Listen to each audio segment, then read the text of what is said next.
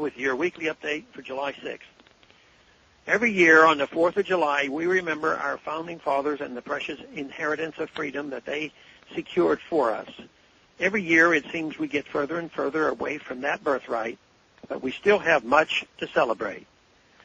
This country was founded on principles of freedom from overbearing rulers, onerous taxation, and the right to live our lives as we see fit.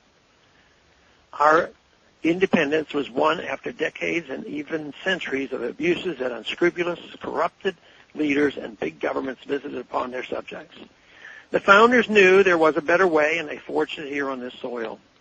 In the United States of America, the rights of the individuals were enshrined in the Bill of Rights.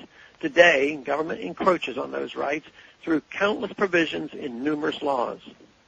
However, how much worse off might we be had the founders not enumerated these rights in the highest law of the land? While it is true that many aspects of those rights have been redefined and watered down and will likely continue to be eroded, we can celebrate the wisdom of the founders and that at our very core, we as Americans still hold these rights dear. The American tradition of individual liberty and self-reliance still runs deep, in spite of the increasing nanny state tendency that government has been gradually shoving down our throats.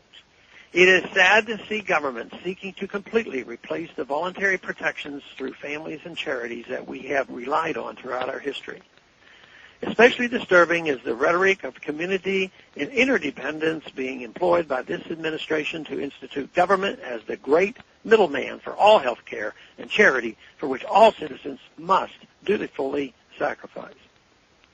This trend is not improving quality of life for Americans, but instead is greatly enriching the government bureaucracies that take a generous cut of all transactions in the welfare state. There still remains much resistance to cradle-to-grave government dependency and control. This spirit of fierce independence is a tribute to our founders and is a cause to celebrate. The majority of our founders believed in sound money, in part because they knew it kept government in check.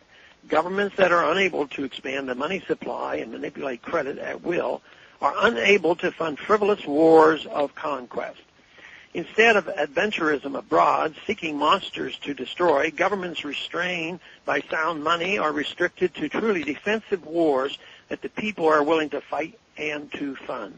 Today, in spite of all the economic turmoil that fiat currency and military interventionism has caused, there is cause to celebrate. The demand to audit the Fed is quite encouraging. The truth about the Fed will put us one step closer to sound money and peace. Public outcry against the bank bailouts and the government power grab known as cap and trade proves that the spirit of liberty still lives. Part of our celebration on Independence Day should include a renewed determination to keep fighting the good fight for freedom. As long as government continually seeks to take liberties away, patriots need to keep fighting this ongoing war for sustained independence. Thanks for calling this update. A new update is placed on this number, 888-322-1414, every Monday morning.